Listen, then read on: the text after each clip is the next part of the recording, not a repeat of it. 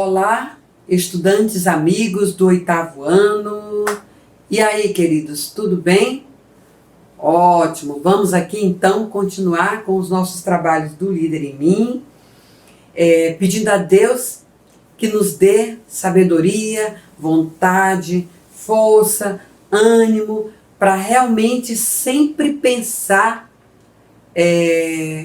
bem e querer o bem de todos, sabendo trabalhar em equipe, criando sinergia, pensando que somente com o outro é que nós podemos fazer mais, sozinhos não somos muito, né? E que para chegar a alcançar um objetivo é muito melhor quando nós temos várias opiniões, quando várias opiniões somam, e aí sim a gente consegue chegar a um resultado melhor. Isso é a capacidade que Deus nos dá, né? Vamos lembrar aqui dos primeiros cristãos que tinham tudo em comum, que dividiam, que partilhavam. Então, assim já demonstra uma atitude realmente de coletividade. Atitude de pessoas que valorizam uns aos outros, que valorizam aquilo que o outro tem, o que ele pode fazer por mim. Que Deus nos dê essa capacidade de entender que em equipe, em grupo, juntos, nós somos melhores. Por isso, a nossa lição 17 de hoje traz como tema novas possibilidades. Eu quis trazer essa primeira imagem aqui porque mostra aí várias pessoas que juntas, querendo chegar a um denominador comum, a uma ideia, a uma possibilidade de fazer bem e fazer de forma correta, mas sempre ouvindo e respeitando aquilo que o outro tem, que traz como contribuição. Então, vamos entender mais sobre essa lição. Nesta lição aprenderemos que o processo para chegar a essa energia, ele é criativo. Nós ainda falando aqui do hábito 6, que é o hábito Crie Sinergia. O hábito onde a gente valoriza as diferenças e celebra. Não é só valorizar, a gente celebra também as diferenças. Esse pensamento aqui do Augusto Cury estava na videoaula passada, mas como nós estamos nessa mesma proposta, eu trouxe ele de volta aqui. Se quiser sobreviver e ser feliz, você precisa treinar, trabalhar e viver em equipe. Isso mesmo, porque sozinho nós não vamos conseguir. No meio dessa videoaula aqui, vocês vão ver algo bem bacana que a tia Sônia trouxe como exemplo de sinergia. Muito bacana mesmo. Ver novas possibilidades é pensar na terceira alternativa. Isso mesmo, queridos. A terceira possibilidade é eu pensar, né? Ver novas possibilidades, aliás, é eu pensar que existe uma terceira alternativa. Nós vamos entender um pouco mais sobre isso. Mas para que eu veja uma terceira alternativa, eu preciso de uma mudança de paradigma. Eu preciso abandonar aquela coisa do ou você ou eu ou você. Às vezes, a opinião do outro e a minha opinião, ainda não é aquilo que vai nos fazer chegar àquilo que digamos assim, necessário para o momento. Eu preciso de uma terceira alternativa. E quando isso acontece, é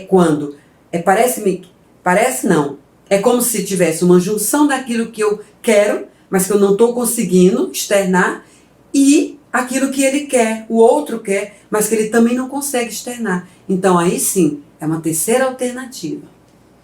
Olha só, vamos observar o modelo abaixo aqui. Aqui está, verificar a disposição. Aí eu reflito sobre os pontos de vista. Aqui eu crio novas ideias. Tá vendo? Eu vou criando essas possibilidades aqui. O seu jeito, o meu jeito. E aí, a partir do momento em que a gente consegue refletir, ver os pontos de vista, ver as novas ideias. Opa! Sabe de uma coisa? Que tal a gente fazer isso, tal. Quer dizer, não foi o meu pensamento completo, mas é que o pensamento de um e de outro acabou iluminando uma terceira alternativa. Aí sim, a gente consegue chegar num consenso. O esquema nos mostra que devemos estar dispostos a encontrar uma solução melhor, que não seja aquela que está na mente do outro e na minha mente. Mas uma terceira alternativa. Como é que isso acontece? A gente vai iluminando, a gente vai trazendo ideias, a gente vai trazendo uma coisa aqui, uma coisa lá. E aí a gente acaba fazendo junção de ideias, de sugestões. Aí surge a terceira alternativa, que não foi completamente minha e não foi completamente sua, mas ela surgiu ali. Parece até quando a gente está fazendo as tempestades de ideias, é isso mesmo, a ferramenta de liderança, tempestade de ideias. Então a terceira alternativa, ela também não cai de paraquedas, não é isso que eu estou dizendo. Mas ela surge. Não, eu, Sônia. Não, gente, a minha ideia é essa. Aí o João vem. Não, a minha ideia é essa. Não vamos ficar com a ideia da Sônia, vamos ficar com a ideia do João. Ou vice-versa. Não, ainda não é isso que a gente quer. Não é a ideia do João, não é a ideia da Sônia. Mas vamos aí, gente, vamos falando. E a gente vai falando, vai trazendo. Opa! Olha aqui, surgiu uma coisa. Fulano falou isso, que falou aquilo, e a gente vai agregando. Isso é a terceira alternativa. Para se chegar a uma terceira alternativa, é preciso ter coragem e consideração. Isso mesmo, meus queridos. É preciso ter coragem, nós vamos entender como é que se diz isso. Coragem para dar a sua ideia. Isso. Mas eu não queria falar, porque eu estou assim, com vergonha, com medo que a turma não aceite. Você tem que ter coragem para falar. Mas, acima de tudo, você tem que ter consideração para ouvir a ideia do outro. Isso. Eu dou a minha ideia, aí às vezes, não é só com vocês que acontece, comigo também, mesmo aqui, meio século, mas aí às vezes ainda quero que prevaleça, talvez uma sugestão minha. Mas eu vou confessar para vocês, e sempre falei isso, o líder em mim, a cada aula que eu faço com vocês, eu também vou aprendendo, e eu também vou entendendo ainda mais que as minhas atitudes têm que ser diferentes. E quando eu tenho consideração para ouvir a ideia do outro, eu consigo até trazer um pouquinho da minha e juntar com um pouquinho da dele. E aí a gente consegue chegar a um senso comum. Né? Vamos assistir um vídeo, isso mesmo. Você vai agora dar uma pausa e vai assistir um vídeo que tem como título A Importância do Trabalho em Equipe. O link vai estar na descrição aqui desta videoaula. Você vai assistir e vai refletir ainda mais sobre o que é o verdadeiro trabalho em equipe. Mas agora eu venho trazer para vocês um grande exemplo. Eu sempre fui admiradora dessas criaturinhas. E eu vou trazer um grande exemplo de trabalho em equipe. Gente, é perfeito. Eu tenho certeza que todos vocês já observaram isso. Olha só, os gansos. Olha que perfeição na organização desses seres que não têm a capacidade de raciocinar como nós temos. Olha só. E aí nós vamos entender. Só uma breve explicação do porquê que eles fazem isso. Por que eles se organizam dessa forma?